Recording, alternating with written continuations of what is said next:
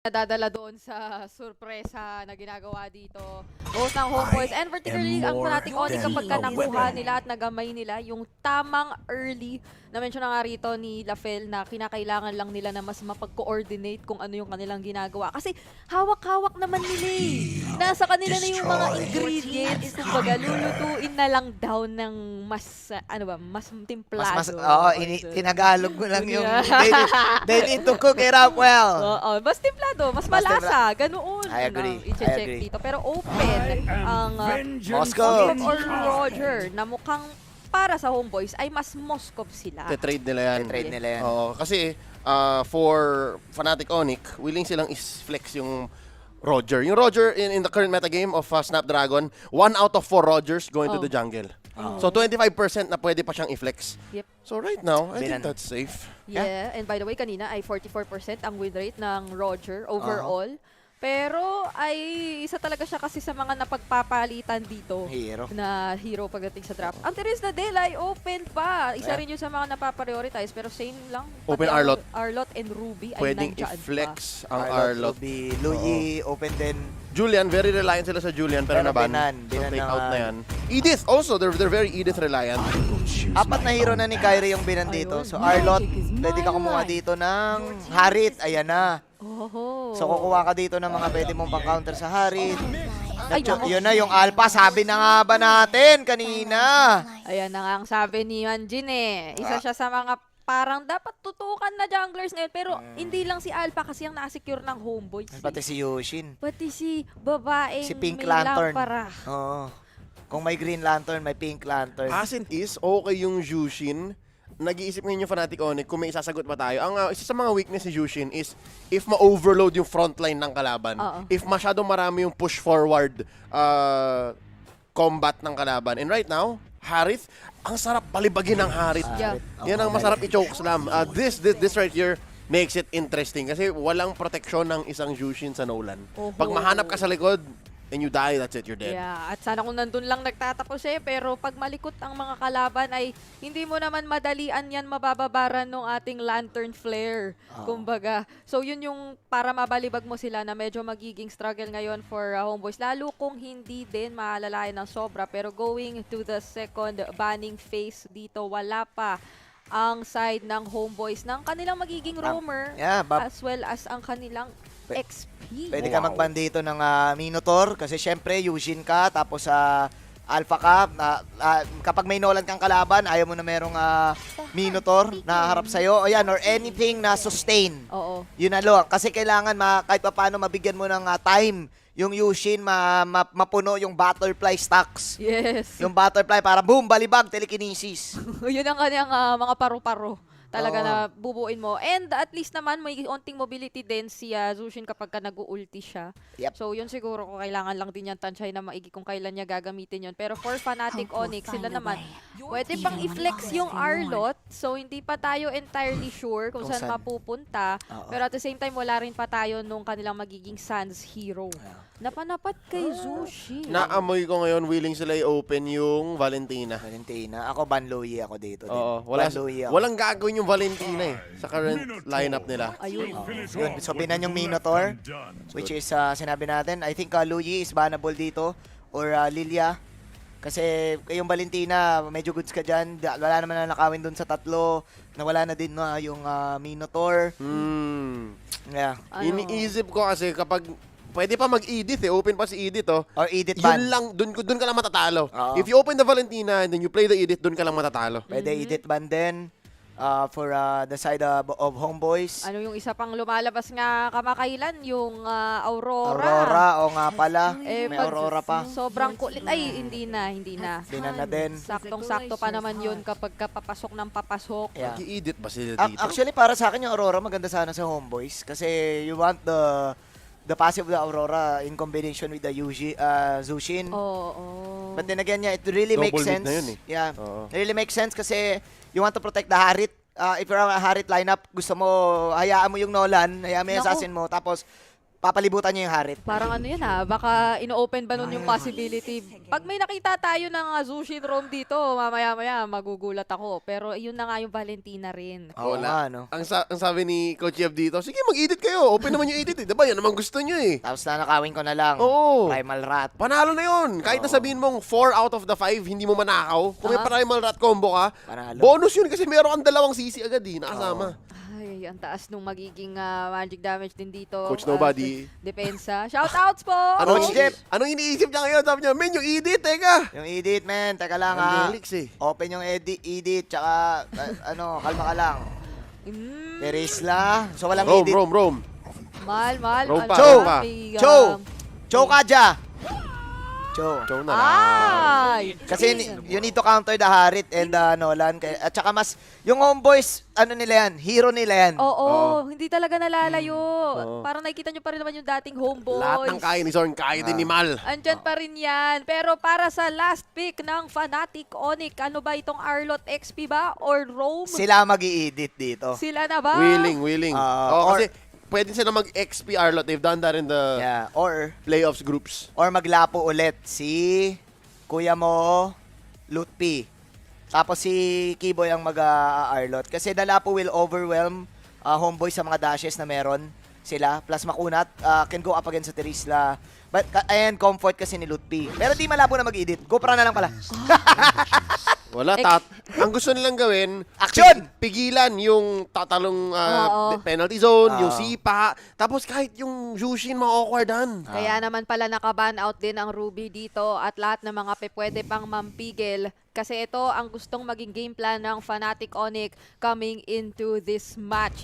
Game number 1 pa lang naman ito ng unang serye natin para sa playoffs pero magkakaalaman na tayo in a short while. Oras naman na yata ito para ibigay sa ating mga casters para talagang ihatid ang bakbakan. Talaga naman. Pero pwede ka sumingit ha. Kung, Pwede. Kung nag-enjoy ka sa laban, Oh, Brig, nag- feel free. Oo, eto na yun eh. Pero with that said, Fnatic Onyx, they're very comfortable with the draft that they have. Our Lutpi, di ba? Action Jackson siya. Kahit mag-isa lang siya sa lane niya, Ha? kaya niya mag-survive ng 2-man, 3-man ganks. And looking at Homeboys, if anything, they wanna go into team fights well. Yun nga lang, kailangan nilang bantayan kung saan tatalon si Kiboy. Gusto ko lang sabihin ng lineup na ginamit ng Homeboys ay medyo similar sa lineup na ginamit ng F-Cup nung medyo binarag nila ang, di ba medyo yung binarag nila yung Fnatic Onyx. And with that game na nakita na natin, hindi malabo na naaral na rin ng Fnatic Onyx. That's why nakuha na ngayon ni Lutpi yung, si Lutpi ba yun? Yep, Lutpi First on blood. Udil.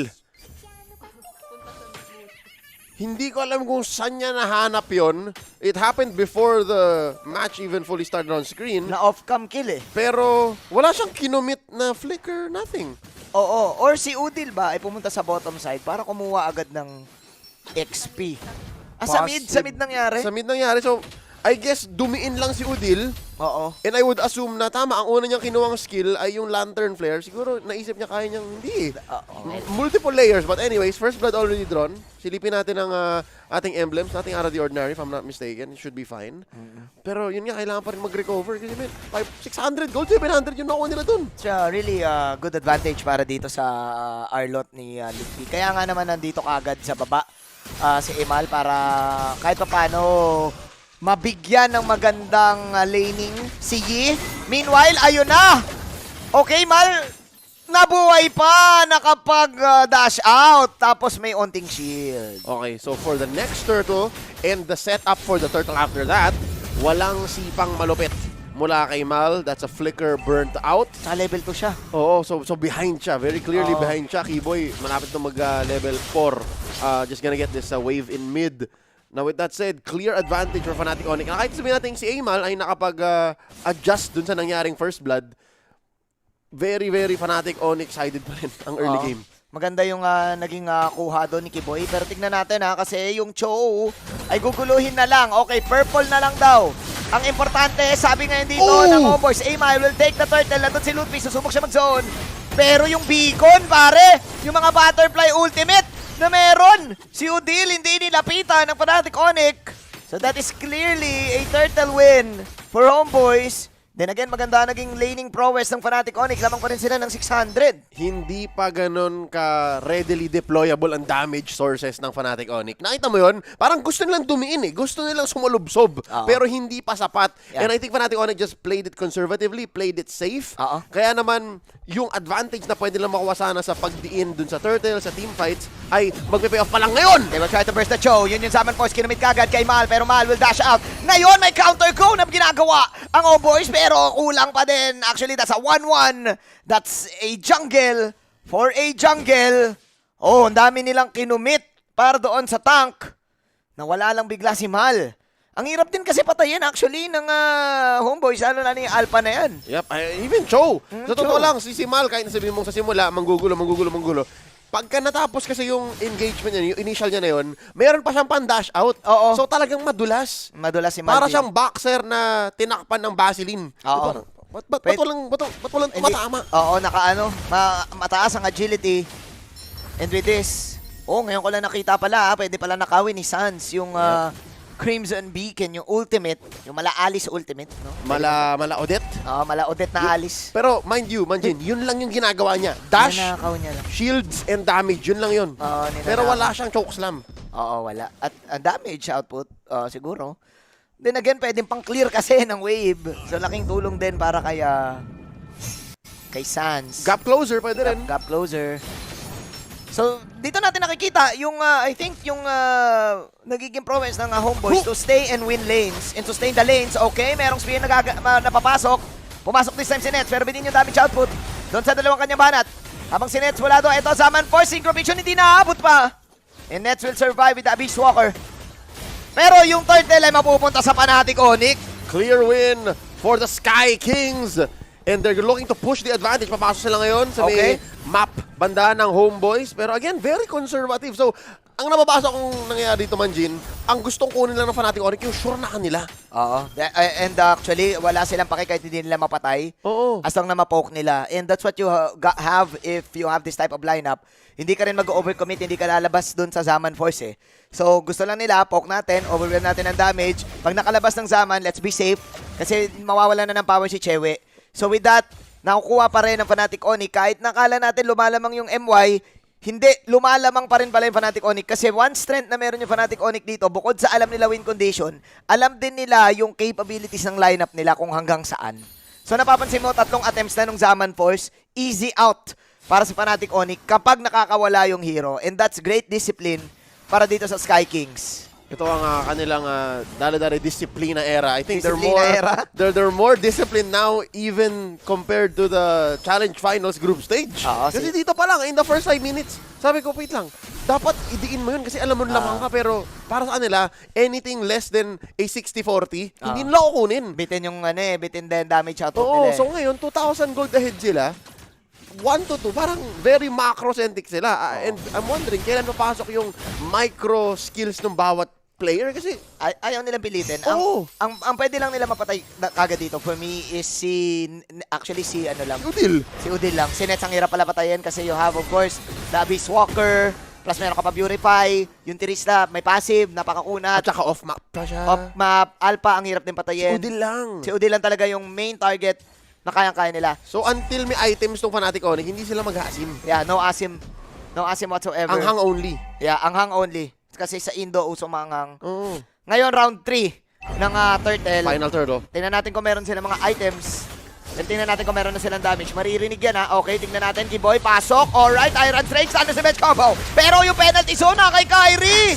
Na-zone si Kyrie, pare. Oh, nag-spear this time na tumama ngayon kay Nakiboy. Pero kalahati pa rin. Babalik si Kyrie. Si Naye ay nandito pa rin.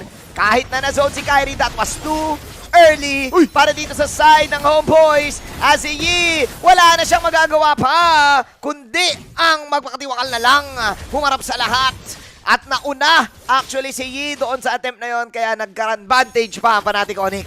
Good night, Mr. West. 3.8k ngayon ang laman ng Fnatic Onyx. And again, anything but a sure objective, anything but a sure kill, nothing less for Fnatic Onyx. Wow. So dahil sa galawan nilang yun, Manjin, nakakuha sila ng 2 kills, Oo. turtle, and turret. Ang ganda nun, ang ganda nung nakita nila. Nung penalty zone si Yi ng maaga. Actually, namula si Kyrie doon. Naging 1/3 Oo. yung natira sa buhay niya. Tapos mamba out muna siya. Mamba out muna siya. Ang problema, yung Homeboys ay nabalyo ni Lutpi. Naman, 3 ang nazuzone ni Lutpi, 1 lang yung nazone ni Yi. At hindi siya nag-commit ng hindi niya kailangang i-commit. Because look, he still has his flicker. And ang ginamit niya lang kanina ay ang kanyang last, final slash. Final slash Final slash pala, 1 lang. And now, Kiboy jumping in. Oo. Kaya medyo goods pa rin sila no, Leo? Oh, choke slam on Kiboy. Telekinesis para kay Kiboy. Tingnan natin kung mabibigyan. And nawala si Kiboy dito. Again, that's still a tank. So nagawa ni Kiboy ang kanyang trabaho. Worth it. Yeah. Wala yun para kay Starboy. Wala yun para sa si MVP. Starboy ba yung pangalan niya? Oo. Oo, ano? Si Starboy! Oo. Oy, Lutfi. 3v1. Kina natin, ha? Lutfi, medyo makunat dito. Lantern. O yun na, balibag Choke slam. technique. Kakasabi lang natin. Oh, pero hindi niya masyadong nabalibag ng tama. Habang si Balay nandun, out, flicker. Pero final slash siya. Mula dito kay Lutfi, sumugod ang dulo. Si Mal Volado, buhay pa rin si Mal. Pero okay lang daw dahil makakapatay naman this time. Chewe, mawala si Udil. At nako, unti-unti na silang namamakro ng Fnatic Onyx. At nanenok ni Kyrie ang purple buff ni Amal. And ito na yung simula ng, okay, we're going beyond just the 50-50s. We're going beyond the sure objectives. Lalaroin na natin yung mapa kung saan hindi kayang lumaban ng homeboys. Oo. So, again, kanina, 2K, 3K, now 4K for sure. At kaya sabihin natin na-nerf to si Lord in the early game. Ano pa rin yan eh? Line up pa rin yan na pangit yung wave clear. I'm gonna say it now, ang pangit ng wave clear ng homeboys. Ang lungkot bilang Jushin, tapos nasa loob ng base yung kalaban. Na kay Zushin lang. Not even! Ang pinakamabilis mag-clear dyan siguro si Nets. Oo, si Nets lang. Diba? Ang pangit mag-clear ng Jushin. Oo, di rin ganun. Kailangan marami kayong i-commit para dito sa side ng Homeboys. And this is very disciplined para sa Fnatic Onyx. That's right. Hindi, kahit na ma-assassin si Kyrie, hindi sila ganoon ka nagko-commit ng napakaraming teamfight. Wala silang nakaw sa purple. Sinesepatan lang nasan. Pero masyadong napalalim. Oh, the true damage. Nag-proc kay Sans. Ang palalim si Sans dito. Kala niya kaya niya i-purify dash out. Oh, siya ma-action kasi si Sans. Kaso na-burst siya. Ma-action siya. 4 yun. And you're right, Manjin. Pinapakita ni Kyrie dito na if anything, Nolan is the most discipline demanding hero as an assassin. Kasi tira mo yung Ling pwede kang tumalon sa pader. Yung Haya may shadows ka. Yung Lance, shing shing shing. Di ba? Itong Nolan all in kay. All in ka dapat. Pag hindi ka naka-all in, talo ka. Hindi ka kampante, hindi ka buo yung loob. Ngayon lang mag-purple nakaw ang Fnatic Onyx actually. Oo. Ito yung pangalawang nakaw. Pangalawang nakaw na ba? Oh, in the 10-minute game, pangalawang nakaw na 10-minute yan. game. Oh, tapos sinigurado pa nila pati yung baby ko rin yun na. Oo, di na nila tinira. Kumbaga. Hindi na pagtimpi si Yeah. CW. With the 3-5 score, maghihintay din knowing Fnatic Onyx. Pag nag-commit dito yung Homeboys game. Pero pag hindi, maghihintay ito ng purple, okay, ayun, di na magko-commit. No sweep, no slash para kay Lutfi. Still, very worrisome for me if you are Fnatic Onyx. Kailangan pa rin nilang respetuhin yung AoEs na lumalabas para sa Homeboys. Remember the passive nung Moskov, yung beacon ni Udil, maging yung Terizla, ng penalty zone. So, hindi pa rin ganoon sila kadapat ka-confident na pumasok dito. Kaya nga, 1 minute, Lord attempt to for sure. Lord fight ang makikita natin. Nagbaliktaran na ng kanilang priorities. Kung naalala nyo guys, 2 minutes ago or at the start of 2 minutes, no, ang lumalaban talaga ng malakas yung Homeboys. Sila yung parang, sige, diin na natin. Let's go. Kasi at that point in the game, pwede pa nila tumagal ng mga 5 seconds and seconds yung laro. Yung team fights. But for Fnatic Onyx now, they can clearly burst down Homeboys. Pero ngayon, hindi pa rin nagbago. Homeboys, they want the fights to last 5 seconds, 10 seconds, para mapag-choke slam, para makaroon ng sipang maganda, makapag-posisyon si Ye, and of course, para maganda yung kit ng Alpha. Kasi yung Alpha, hindi siya pang-burst eh. Hindi talaga. Ano yan, pag humarap ka, magugulat ka may damage. Actually, breastplate na siya. Yun ay final sweep. Oh, no! What a pick-off! Pagmumula sa Fnatic Onyx dahil wala kagad si Odile. Habang matitira ngayon si Ye. Ye, Mr. West, okay na! Tamaan pa nung passive nung Arin. Habang pumapasok na lang ngayon si Nets. Ulado. Na all of the lights na lang si Yi. And Nets having the divine na rin. And with this, mukhang libre ang Lord. Hindi nangyari Manjin, hindi siya naging Lord fight. Kasi inunahan ng Fnatic Onyx dun sa jungle nila. I don't know what Homeboys were thinking. Kala nila siguro range check lang, tapos naging totoong laban. Actually, ang mahirap dito kapag humaharap si Odile kasi hindi na nga siya ganun kakunat. as the Yushin, tapos na overwhelm pa siya ng mga dashes na meron ang Fnatic Onyx, kaya hindi ka rin basta-basta makakapag-Pink Lantern. Ang problema, masyado na makunat si Amal, so siguro I think kailangan mag-step up dito ni Amal ng tapang since medyo fighter type siya, pwede siyang mauna dito para at least makapagbalibag si Udil, tapos secondary yung sipa ng Cho. Kasi ang feeling kong gagawin ng Homeboys, hintayin nila yung Zaman Force ng Harit bago sila mag-game. At saka Purify. Purify. Check nila, may Purify ba yan? May Purify ba yan? Oo nga, ganun yung call. Tatlo yun. May Purify ba yan? May Purify ba yan? May Purify ba yan? Dalawa lang, technically. Dalawa lang, no? Pag Oo. ganun. Kasi wala nang Purify yung ult nung Nolan. Oo nga pala. Wala na pala. Oo. Kaya nga naman sobrang impressive ng performance ni Kyrie dito. Oo nga, no? Medyo disiplinado, pare. Hindi masyado ma-action, no? Dari discipline. Discipline. Oo, naka-ano na siya ngayon. Hepta. Emphasis. Laban na Uy, to. uy, Okay. uy! Final sweep. Final slash. Half health on the Lord. May pang-burst down naman dito ang side ng Homeboys. Mukhang ito na yung laban. Ninako ni Santito yung Crimson Beacon. Ayan na, pare! Nagkaroon na ng Zaman Force. Meanwhile, nasa bandang loob ang Fnatic Onyx. Kung namawala si Lutfi. Wala to si Yay. Yay na nga pala siya ngayon. Pero dalawa mawawala sa side ng Homeboys. Hindi ko na nakita ang pangyayari pero alam ko nag-burst down si Kyrie with the Blade of Heptasis. Pulado ngayon si Sans. Pero ito na nga yung damage output ni Kai. And it's not a tie kasi 1-0 pa lang. Fnatic Onyx with the discipline. Alright, Brigada, this is your last chance. Ito na yung sinasabi mong 1 point ika nga ng Fnatic Onyx. Kasi kailangan ng i-reverse sweep ng Homeboys kung ayaw nilang malaglag. Tinatanggap ko na ang aking kapalaran at ang nag-flash sa aking caster prediction. Pero medyo nakagugulat ang nakita nating performance.